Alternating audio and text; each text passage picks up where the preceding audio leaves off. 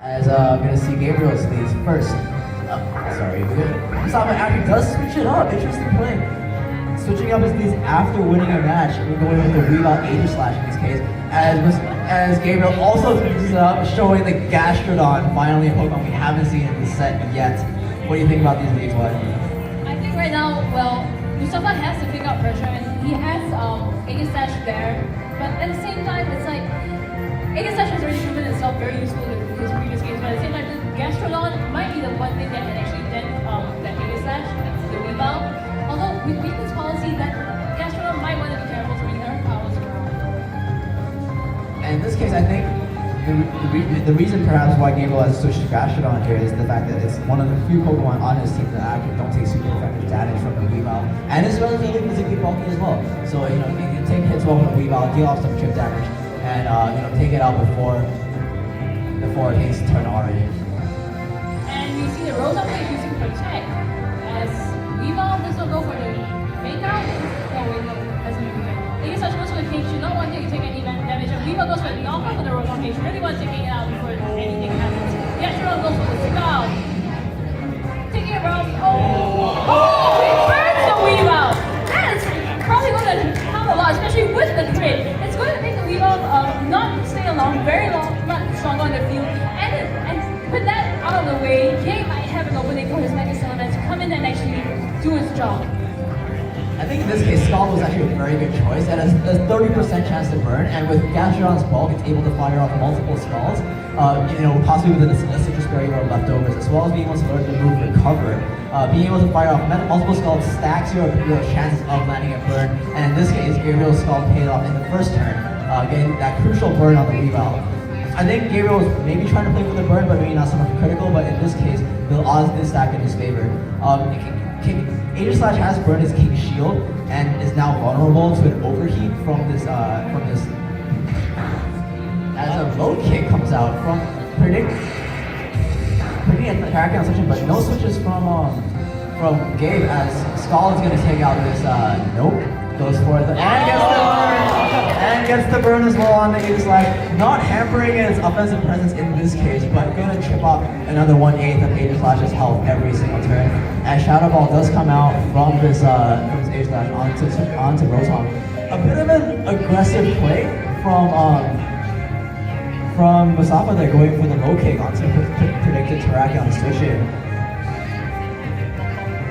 I think in this case, it feels like it might be a bit of an overextension because at this point, Gastrodon is still sitting nice and pretty well.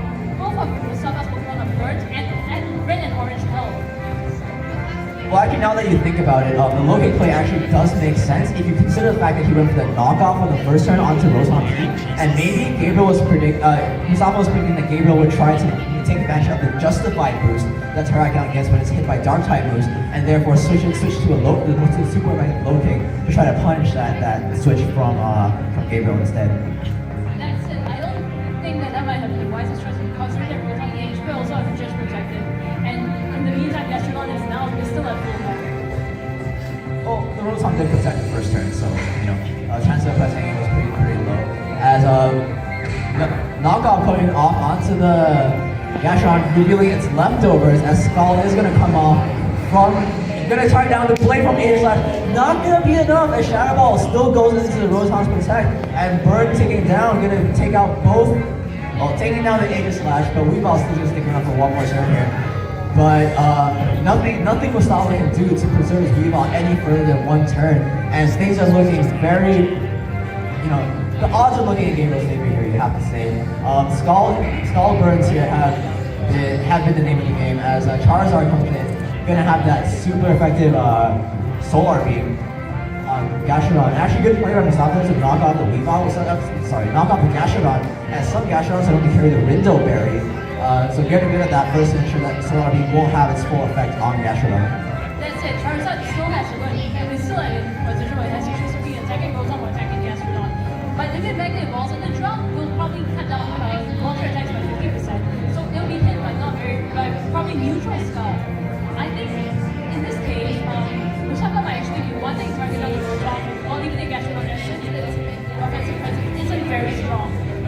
As especially now that we've seen the Rotom has protected the previous turn, the chances of it protecting again this turn are very low, and therefore the safe play here is definitely to target down this Rotom lead. Mustafaa is pretty, you know, you have to think if you're in Mustafaa's position, you're pretty behind the game. You do need to make some really big plays to get yourself back into this. The Scalper is doing no favors of any sort, as he is going to go straight for the Mega, going to attack this time, not going to protect and scout out, as he realizes his Weavile is on the timer after all. Charizard's drought ability activated, turning on the heat as Gastron does go for the protect, reveals that it does carry that move. As are we going to see the knockoff? We are going to see the knockoff onto the Rotom. Not going to do actually it's a lot of damage considering his bird, and does go for the heat wave. Is it going to be enough? Sudden boosted heat wave from Mega Charizard. Even though resistant does drop the Rotom heat.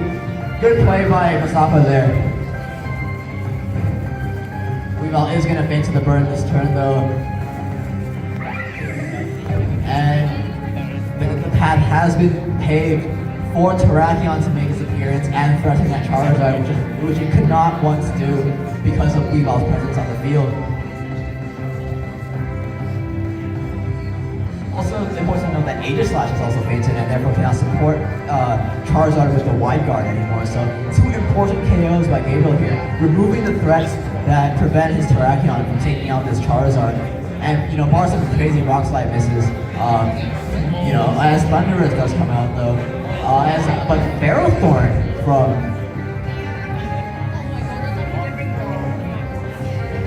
interesting choice for Gabriel here to bring in Ferrothorn against a fire type Pokemon. Maybe he's trying to.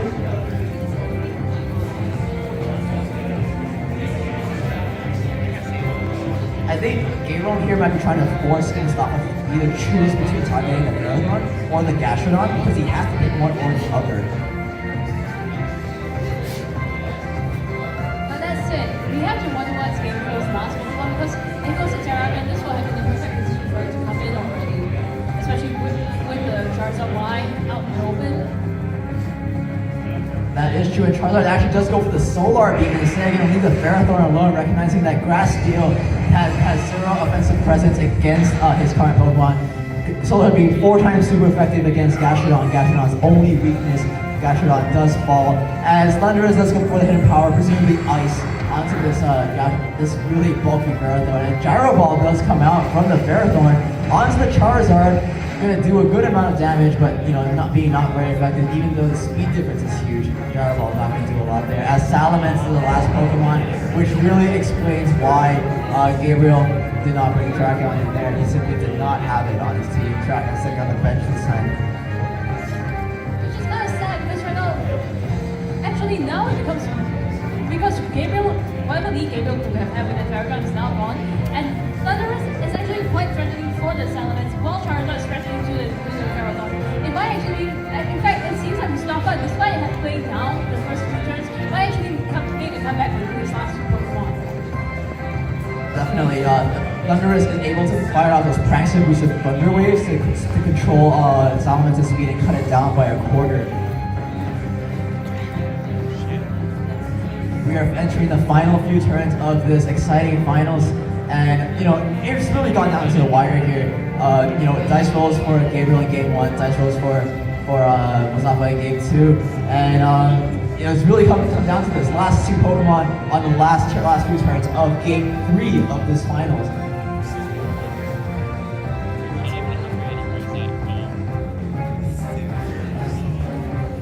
I think whatever happens now is probably going to be the deciding turn of this entire match. And you see the Salamence magically evolve. Will it attack this turn? I think if you're Gabriel, you have to attack, but he actually does go for the protect. And Ferrothorn also goes for the protect. Okay, trying to just get that speed boost off and ensure that no speed ties. It can come down to speed ties. Since with Because now his Salamence outspeeds to Charizard, and his if he manages to pick out that Charizard, he might be able to whittle out the numbers with Ferrothorn and Salamence, but if Mustafaa plays carefully, he can actually avoid that. So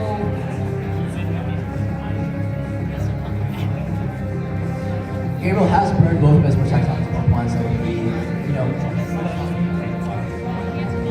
The thing is, you know, Charizard can still protect, and Charizard protects and he double edges into the protect, and Thundurus gets a Thunder Wave off on the Salamence. That's not good news for Gabriel. And that's why it's coming right down to the wire. It really depends on what. As Charizard does go for the protect, does Gabriel double edge into the protect? As Thundurus does get the Thunder Wave off onto the Salamence here. Does he target down the Thundurus or does he target down? But we won't find out. We won't get to find out as Thundurus does get Salamence does get fully paralyzed. But Gyro Ball is going to hit that Thundurus this time, doing a decent amount of damage to the electric flying type Thundurus. A hit of Power Ice here from Thundurus is just going to wipe the floor with the Salamence, and if it doesn't, you know, Charizard can just take it out with a Heat Wave in this case. Probably doesn't want to go for the Solar Beam, even though it's 100% accurate, because Salamence does resist that attack 4 times. Not sure if Salamence can survive the hit of Power Ice because Thundurus tends to be, you know, bulky and therefore not very invested in trained to be, you know, especially offensive. And their hit of Power Ice might not be able to pick up the KO here. We did see Mustafaa's Mega Salamence survive an Ice Beam from Cresselia in the previous semifinals as Heat Wave is going to come right out. Doesn't miss this time, picks up the knockout on Ferrothorn, and hit of Power Ice here is going to seal the game for Mustafaa and take the finals as well.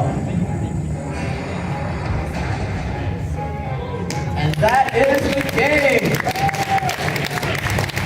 Alright, wow, what a final. That really goes to show you can be down but never out in Pokemon. Only 4. Mustafaa, you've done